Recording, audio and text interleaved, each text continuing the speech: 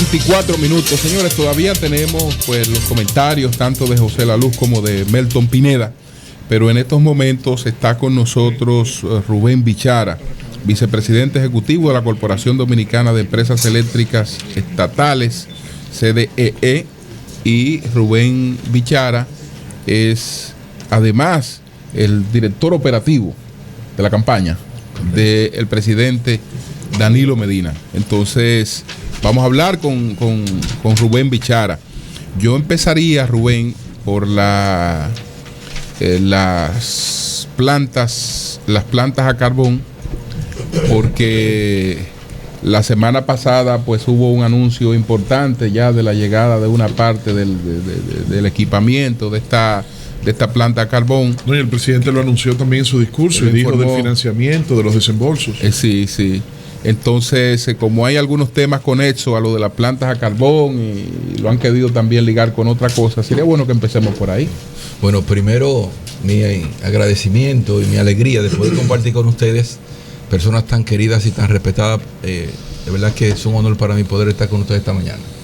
Sobre el tema de la planta, recordarles que nosotros siempre estuvimos conscientes de las implicaciones que tenía y de las cosas que derivaban de un proyecto como este.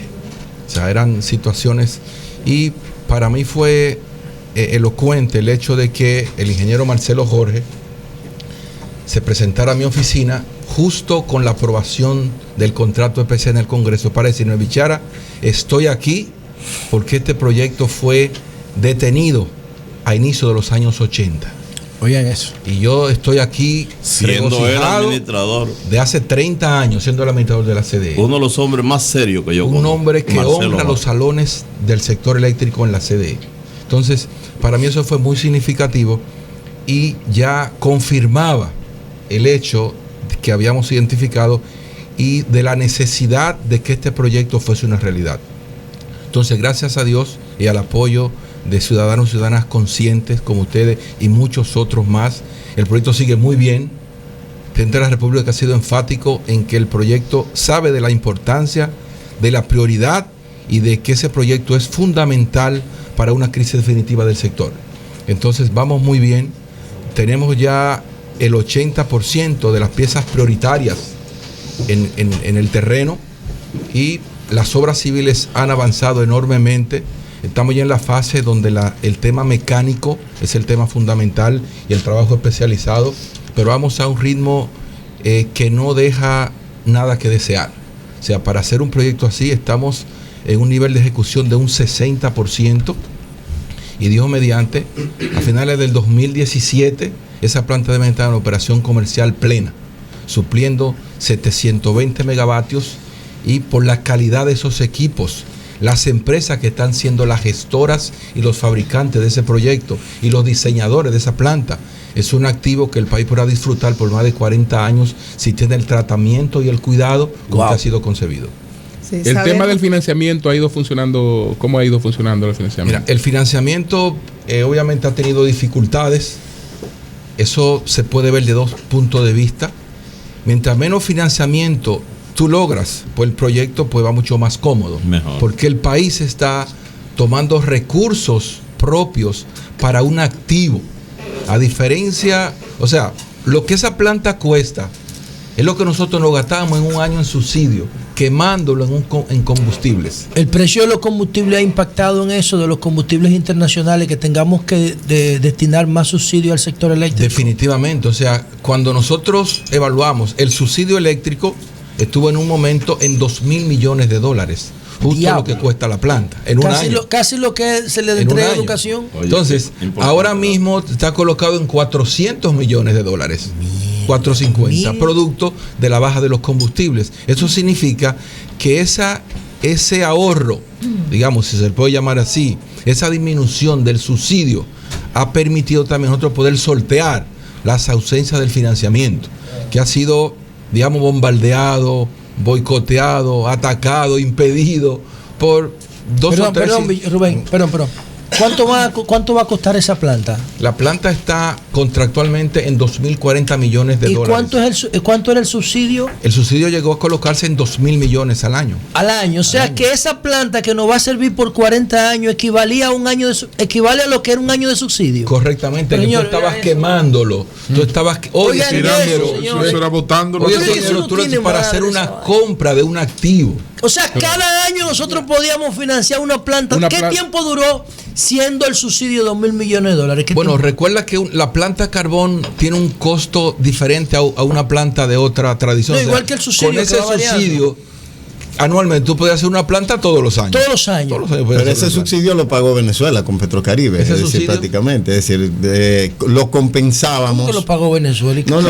Recuerda que todo eso son financiamientos. Sí, hay financiamientos de largo plazo, pero igual el país tiene que pagar. Pero lo que yo te digo es que no era que teníamos el dinero ahí y que es decir, claro, estábamos comprometiendo el crédito de la República. Pero además Venezuela nada más nos suple una parte del combustible, no es todo.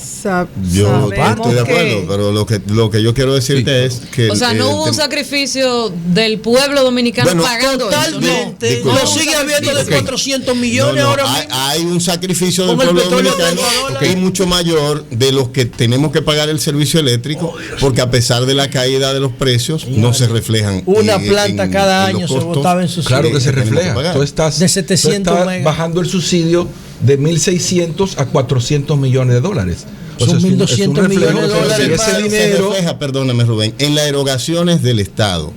Ha habido un cuestionamiento a que los que, por ejemplo, sectores de clase media, que sí pagamos el servicio, la tarifa nos sigue llegando elevada, en algunos casos más elevada. Es decir, actualmente es parte de las críticas que tenemos. Sí, mira, hay algo, el sector eléctrico, y nosotros hemos sido enfáticos en eso, hay que decidir no politizarlo.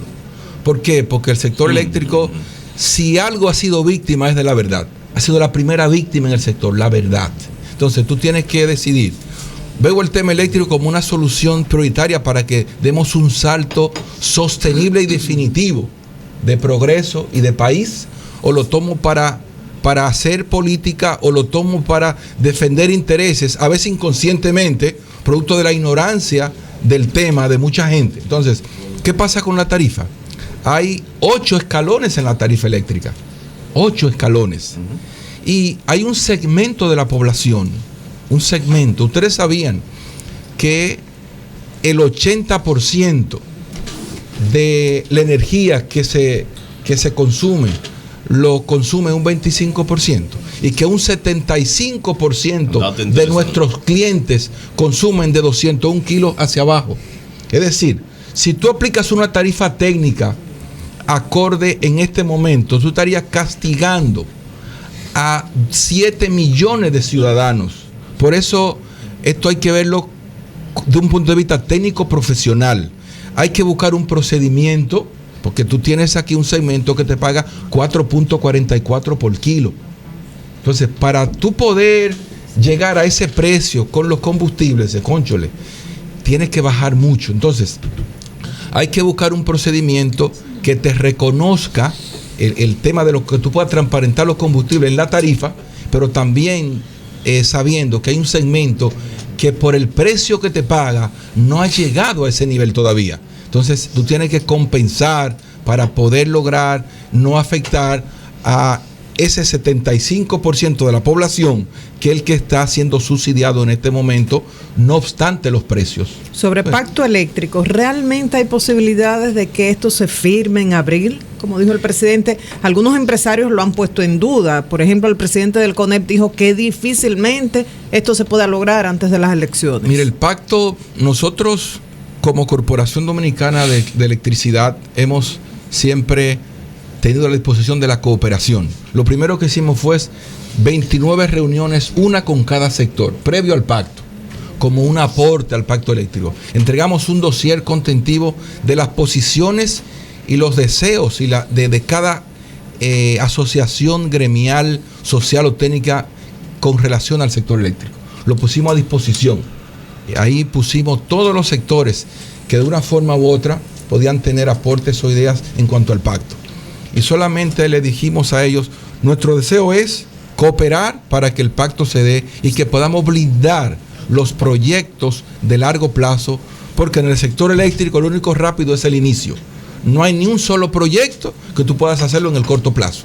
Todos requieren consistencia, dedicación, armonización de las partes para que puedan terminarse. Y culminados esos proyectos, podremos haber dicho, el problema quedó atrás.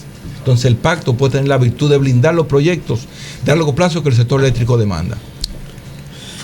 Bichara, yo quisiera, como en el 17 que va a entrar la planta de carbón. Finales del 2017, Dios mediante. ¿Es una o dos plantas? Son 2 unidades de 360 megavatios, porque el sistema no te soporta una planta más grande por el tamaño que tenemos del sistema eléctrico. Por las redes. Por las redes y también por de el transmisión. Por el blackout o el colapso que puede tener el sistema. Si una planta de mayor magnitud por un momento se apaga. O sea que se puede seguir haciendo módulos de 360. Correcto. Okay. No más de ahí. Bueno. ¿Cuál es la demanda que necesita el país actualmente? Y después que se prendan las plantas a carbón, ¿cuál es la disponibilidad fría que va a tener el país? Y yo no sabía, te vi ahí en el canal 45 y yo no sabía que Collentry estaba prendida. Sí. O por el precio del petróleo. Eso no se ha explicado mucho, porque pagábamos $4,5 millones con esas plantas apagadas y me dicen que están prendidas. Sí, el costo del combustible ha permitido que esas plantas entren en operación conveniente. Y ahora mismo el costo de energía pues ha bajado mucho producto de eso. Nosotros tenemos todos los contratos de acá estaban indexados al fuel, al petróleo, o sea, fuel, sí. No importa la base con la que tú generaras, el pago había que hacerlo en base al fuel. Tú estás yendo esa vaina. Tú estás yendo qué mafia. Entonces el precio. Estoy yendo qué mafia. Baje. Nosotros la demanda. ¿Viste González Bunter? La demanda nuestra está situada ahora mismo en unos 2.600 megavatios. Ajá. Entonces, esa es la demanda que tenemos. Catalina aportaría 720 megavatios brutos y 684 megavatios netos, lo que la colocaría en un aporte que puede rondar de 25 a 30% de toda la demanda. Pero hay horas del día en que la demanda se coloca en 1.800, 1.700, por lo que en esos casos supliría casi el 40% de la demanda de algunos momentos del día. Okay. Mira, dos cosas. Uno, hace un rato trataba de explicar lo del financiamiento. Dijo que el financiamiento había sido torpedeado, pero le interrumpieron la idea, entonces me gustaría que la completara. Y lo otro, que vi un reporte, veo que hay periodistas brasileños aquí, y una publicaba en un periódico que se llama Hoja de Sao Paulo, que la planta estaba paralizada y criticada y que faltaba y que no se había producido que no se había aprobado el financiamiento del BANDES, del Banco de Desarrollo justamente de Brasil. ¿Qué nos puede decir de esto? Mira, para mí, yo por alguna razón creo mucho en los hechos y pienso que ha sido también lo que ha marcado las acciones de nuestro presidente. O sea, los hechos, somos del mundo de los hechos. Y no obstante todas las cosas que se han dicho y escrito, ninguna ha podido ser cierta. Las plantas están a buen ritmo, están ahí, un cronograma de ejecución que no podía ser mejor en un 94, 96%. Hay meses que tuvimos un 105% por el avance más allá del cronograma previsto. Con los financiamientos, el primer elemento fue el Exim Bank de Estados Unidos, que con el discurso de Obama salió del pool de financiamientos, pero fíjense ustedes cómo Estados Unidos no financia, pero sí es el que está fabricando la planta. Yeah. Y eso, son los que están fabricando la planta, Estados Unidos, la General Electric. Eso no lo sabía. A propósito de eso, son los que están construyendo esa planta. O sea, que ellos se van a quedar con un pedazo del negocio. Están haciendo la construcción. Entonces, perdón, ¿qué parte del negocio implica la fabricación de las plantas? Bueno, imagínate tú, son todas las calderas, las turbinas, generadores, o sea, todas las plantas. Hay otra parte de esa planta que es Tecnimont, que es una empresa italiana que es líder mundial en la parte que le corresponde, y por eso el financiamiento tenía 3 partes: Estados Unidos, Europa y Brasil, que ganaron la parte de un consorcio completo. La obra civil, la obra gris, o sea, la están haciendo los se agrupan 3 empresas grandes para poder competir. Todas las empresas se agruparon. En la licitación nadie fue solo. Todo el mundo tuvo que aliarse de acuerdo a su perfil y capacidad. O sea, los norteamericanos no deben sentirse incómodos con su participación. Tienen que estar felices. Están construyendo la planta. Están fabricando la planta en Albany, Nueva York. Y lo que yo le he dicho, que algo que quisiera tomar un segundito. Cuando nosotros vamos a Albany, a la fábrica en Nueva York, nos recibe un dominicano que es el project manager de la General Electric. Vamos a invitarlo cuando vayamos a Nueva York. De Tamboril. Sí. Y está catalogado entre los 10 científicos más importantes del mundo. Anoten ese nombre. ¿Y cuál es el nombre de Rubén? Eusebio Polanco. Y es el que está a cargo de la fabricación de las plantas de Catalina y supervisor de Catalina. Eso está a su cargo en la fábrica de General Electric en Albany, Nueva York. Sí, bueno, tiene razones. Víctor estaba pendiente. Yolanda, desde el principio aquí hubo misiones que se trasladaron al exterior a pedir que el financiamiento no se ejecutara.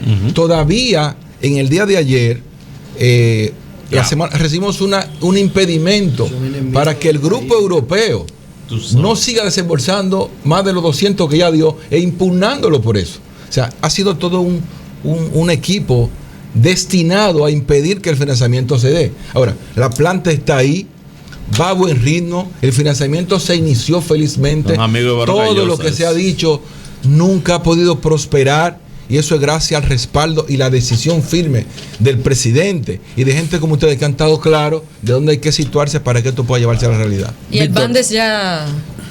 Bueno, el Bandes tiene una situación, digamos, de corte mundial, no que nos afecte a nosotros. Ellos están en una situación interna y esperamos que tan pronto esa situación se solucione, todo lo otro pueda fluir. Esa es la expectativa que tenemos. Víctor. Sí, Rubén, el tema que la gente se pregunta, porque al ser el tema eléctrico un tema tan técnico, es difícil de digerir o de conocer ciertos detalles para el público en sentido general. Entonces la gente dice, bueno, nos estaremos ahorrando una gran cantidad de dinero que no se invertía, se desperdiciaba en subsidio, pero ¿cómo me va a beneficiar eso a mí de manera tan tangible, ¿no? Al ciudadano? ¿Le va a bajar la factura eléctrica, el costo? Bueno, el tema de que los apagones van a desaparecer ya definitivamente, pero el tema del beneficio particular para el dominicano y la dominicana que nos está escuchando. Pero hay algo, sí, antes de responder esta pregunta, yo quiero darle un dato que creo que debe quedar registrado en la historia de procesos de licitación en el país. Un proyecto tan grande como este, como fue el de Punta Catalina, recibió 54 empresas interesadas esencialmente en el proceso. Y rompiendo todos los récords, 4 empresas presentaron ofertas. En un proceso tan grande, que 4 empresas presenten ofertas es todo un éxito, un acontecimiento. Y de las 4 que presentan ofertas, una gana y las otras 3 felicitan el proceso.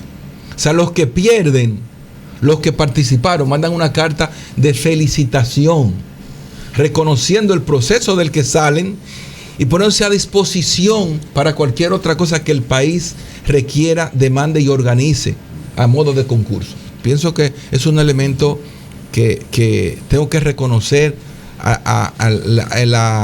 la honestidad de esos que participaron y cómo reconocen un proceso y se ponen a disposición del país ante cualquier cosa que pueda venir adelante. Entonces, con el tema del aporte de Catalina, no hay duda de que para que un producto sea barato, primero tiene que existir en abundancia. De que no puede haber una solución al país en tema eléctrico si no tenemos energía suficiente. Entonces, lo primero es tener el producto para satisfacer una demanda. Catalina va a ser un aporte fundamental en disponer de una energía que permitirá satisfacer una demanda y enriquecer eso. Sin embargo, tú sabes que los generadores, me excusa, Wally, que tiene una pregunta pendiente, los generadores han subestimado el efecto de la generación, porque dicen que los problemas del sector para ellos son 3. Hay un problema de pérdidas en las líneas, de pérdidas en las líneas, es decir, energía que se coloca y que no llega. Y no facturada. Hay un problema en las cobranzas, energía que se pierde porque la gente le llega pero se la se la roba y que porque mira cómo tú dices, y está, los pobres se roban la no, yo no estoy hablando de pobres ni ricos, yo no hablo de pobres ni ricos. Y entonces lo que facturan a precio del gasoil, ¿qué son? Perfecto. Entonces la tercera, actos irregulares. Pero ladrones. Pero también. el tercer problema, pero no le decimos así. El tercer problema es para ellos el del subsidio, que ellos ahí tienen una solución muy fácil. ¿Cuál es? La solución de ella, la solución de ellos es quitar el subsidio. Así que amanezcamos sin yo el se lo subsidio, cambio, pero la gente que le atraca que amanezcamos sin el subsidio. Entonces el subsidio, a ver si es bueno, ¿verdad? que en el 2014 fue el 13%, que fue el 13% del ingreso nacional. El 13% del ingreso nacional en el 2014 fue subsidio. Entonces que ese 13% tú se lo cargues a la gente que paga la luz. Es decir, que ponga a Antonio para allá a pagar 4 veces más de lo que paga y a todo el mundo a pagar más de lo que paga. Y así se resuelve el subsidio. Yo le he dicho lo que pagamos la luz, pagamos el subsidio. En este tema hay que decidirse. El alumbrado público también, Julio. El alumbrado público también ellos quieren que nosotros lo paguemos. En el tema eléctrico, yo compré un yate y un apartamento. Uno tiene que decidirse si quiere irse con la verdad o si quiere, digamos, ¿qué es lo que pasa ahí? Y yo pienso que una lógica simple. Por 15 o 20 años el país estuvo preso en unos contratos. Esos contratos fueron receptores de compromisos que el gobierno no había podido satisfacer. Pero yo nunca he satanizado así directamente. Estoy consciente de que hubo compromisos que se hicieron, que no pudieron satisfacerse. Y esos contratos vinieron a ser los receptores de esos compromisos. Entonces los precios y condiciones no fueron las más mejores, pero fueron producto de que incumplimientos anteriores fueron metidos ahí. Entonces, durante 15 o 20 años el generador disfrutó de un excelente contrato que le dejaron innumerables beneficios. ¿Cuáles fueron las causas derivadas de eso? Vendíamos una energía por debajo de como la estábamos comprando. ¿Cómo podían empresas distribuidoras hacer reinversión o mejorar sus infraestructuras cuando el precio a que vendían estaba por debajo del que estaban comprando los generadores? Estaba en rojo. Yo le estamos pidiendo, tuvieron así durante 15 o 20 años, y el gobierno tiene que buscar recursos para poder completar. Entonces, ¿qué es lo que hay que hacer ahora? Esas empresas hay que darle oxígeno. Hemos tenido que hacer proyectos de mejoría de redes con préstamos internacionales, no con recursos propios. Entonces, hay que estar consciente de que la recuperación de esas empresas es un proceso y que han estado castigadas por 15 o 20 años con costos que no podían soportar y el gobierno teniendo que meter dinero. Entonces, hay una excelente oportunidad para cambiar todo eso, pero eso inicia con la generación, con la disponibilidad de un producto económico sostenible, de calidad y a buen precio, y es el cabezote que va a generar la solución a la que aspiramos y vamos en el camino correcto. Oli, quiero que usted nos explique dos cosas. Una es las declaraciones del presidente Medina, donde llama al sector privado a involucrarse en el tema de la planta, de la inversión en la planta de Punta Catalina. Otro elemento es, el presidente estuvo en un evento global con respecto al calentamiento global, al tema del cambio climático, que es un tema de preocupación para todos los países que tienen la condición geográfica de nosotros. Ayer escuchaba la versión de que hubo una propuesta para esas plantas a gas natural con garantía de suplirle gas por parte del mercado norteamericano. A mí me gustaría que usted me analice esos dos eventos. Uno, participación del sector privado en un proyecto donde la República Dominicana, el pueblo ha hecho en todo el sacrificio de llevarlo hasta donde está, o sea, comprometiendo el crédito de nuestros futuros o usando recursos propios como usted planteó. Y el otro elemento, lo de gas natural. ¿Por qué carbón, que es contaminante, que está siendo sacado en otro lado, y no gas natural? Bien. Ahí estamos finalizando. José, si tiene alguna precisión, tú que nos has preguntado, y Melton finalmente. Yo tengo muchas. Sí. Además, acuérdense que Rubén es el coordinador operativo. Perfecto, de la campaña. Vamos a aprovechar para que responda esta pregunta. Entonces, después ya. Es interesante, y yo quisiera que ustedes Yo, si algo digo que no es verdad, ustedes me lo digan, porque Claro. por eso yo puedo decirle siempre lo Sentido mismo. de la realidad. Siempre le puedo decir lo mismo. ¿Qué es lo que pasa? Con el gas- vínculo de amistad que tengo Claro. contigo, Pero mira, el yo gas- sé que tú no te vas a ofender porque yo te pregunto. Para nada. Te voy Mira, a decir lo que- una planta gas, tú puedes construirla en 2 años y medio. Una carbón te lleva mínimo 5 años. El precio de una planta de gas es la mitad de una de carbón. Entonces, cuando el gobierno se embarca en una planta de carbón, imagínate tú lo bueno que sería para el gobierno ya haber inaugurado su planta. Claro. Eso es un tema electoral, popular, como ustedes quieran. Es un logro que nadie se lo quisiera perder. Pero ¿cómo se vería un gobierno que invirtiera 1.000 o 1.200 millones de dólares en una planta que luego no la puede encender porque no tiene el gas? O sea, imagínense ustedes la irresponsabilidad que sería eso. El carbón Porque lo tiene. si hubiese gas para nosotros, ¿cómo que no lo hay para Puerto Rico? Ni para Panamá, ni para Costa Rica, ni para Centroamérica. Todos esos países tienen Todos infraestructura esos de generación países en gas. están buscando gas. Y No tienen tienen. Y planta nunca lo ya. han conseguido, Tienen ¿no? o No, quieren porque construirla. Para tú tener la planta, tiene que tener el suministro, Que el suministro, contratado. si no, no hay O sea que planta. ellos no tienen tampoco planta. Ellos están buscando gas para construir. Claro, si tú no tienes el suministro contratado, para convertir. nadie te va a financiar una Claro, planta que no tiene claro. garantía de que la Pero se va a no hay encender. seguridad, ¿no? Pero ¿Con ¿cómo qué se tú le vas a mueve? pagar? ¿Cómo tú ves el mercado del gas a mediano plazo? A mediano plazo 5 puede años. tener una solución. Obama dijo, en Costa Rica, en la última reunión que hubo del SICA, Sí. hubo una reunión con los 10 presidentes del área y él dijo, gas de Estados Unidos del 19 al 20. Eso dice Obama, porque en las costas de Luisiana hay 3 terminales. Está Chenier, está Corpus Christi y está la de Pascoagula, que son 3 terminales que están haciendo para bueno. licuación de gas. Eso Pero significa- mientras eso no esté disponible, nadie ha logrado gas en toda la región. Eso Ni significa siquiera en Puerto Rico. Sí, eso que es una significa, colonia americana. Rubén, eso Pero significa el que carbón toma. está garantizado, ¿no? Entonces, Perdón, el carbón fue la única opción que el Opción país tenía. viable, sí. Pero además, la energía que el carbón desplaza es más contaminante que Catalina. O sea, el país puede aplicar para bonos verdes. Por eso Catalina está en el protocolo de Kioto. Porque la energía que sustituye es más contaminante, Es más contaminante que el carbón. ella. ¿Tú te interesaba algo de la política y finalmente no, para a que propósito acabemos? de eso, no, a Porque- propósito, lo que pasa es que yo quiero, yo Sí. pienso Porque vamos a tener que dejar la política para planificación después, para mí es clave. Como tú dices que una planta a carbón se construye a gas, se construye en la mitad del tiempo que una carbón. Y Obama está hablando de disponibilidad de gas Del 19 del al 20. 19 al 20. Pudiéramos estar nosotros considerando alguna infraestructura de generación en gas Claro. después que terminemos Punta Claro. Catalina. No, voy más lejos. La licitación que estamos nosotros haciendo ahora para nueva generación, para entrar del 19 al 20, ¿verdad? Porque hay que contratarla ahora para que pueda entonces esa planta estar lista para el 20 o por allá, cuando Sí. la demanda crece 125 megavatios por año en el Por país. año. Por año. Entonces, esa licitación que se está armando ahora incluye proyectos de largo plazo y de corto para que plazo. ¿De cuántos en vez estaríamos hablando?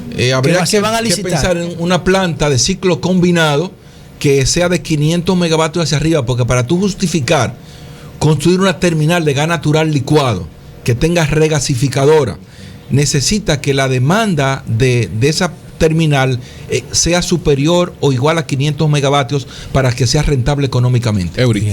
En términos políticos, aprovecharte brevemente, ¿verdad? Antes de irte, el discurso del presidente y la encuesta Greenberg que salen el día de hoy.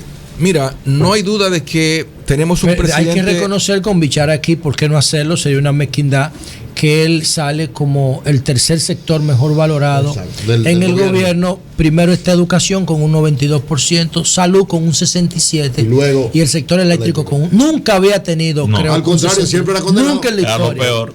Yo pienso que el presidente, y es lo que hemos dicho, ha hablado con hechos. Somos del lenguaje de los hechos. Y el trabajo ha sido siempre su carta de triunfo, la constancia. Yo, que tal vez no soy la persona que puedo decir el más cercano o el más amigo, pienso que estoy de entre los que podrían ser, igual que muchos de ustedes, amigos del presidente, que le han visto de cerca. Nunca le he visto si no es dispuesto a trabajar. En el peor de los momentos, en el que alguien pueda estar más decaído, él está siempre dispuesto a seguir adelante. Y eso es lo que ha hecho ha marcado su gestión de gobierno. Ha hablado con hechos, ha hablado de cosas realizadas y ese discurso no tiene desperdicio. Se le celebró. Hacía tiempo que yo no veía una ovación tan extendida como la que hubo ahí, como todo un público se pone de pies, le ovaciona y saluda y reconoce. Ya antes de terminar, Rubén, me está toda una ejecutoria. Julio, me está reportando que quedó en el aire. hubo un accidente en la caravana de la línea noroeste. Murió una persona que se cayó en una camioneta. Hubo un accidente, una persona se cayó de una camioneta y perdió la vida. ¿Cómo no? Qué lamentable. Bueno, pues muchas gracias a Rubén Bichara, el presidente, el administrador, vicepresidente ejecutivo de la Corporación Dominicana de Empresas Eléctricas del Estado, miembro del Comité Político del PLD, director ejecutivo de la campaña del presidente Danilo Medina. Cambio fuera, Mauri. Gracias a ustedes.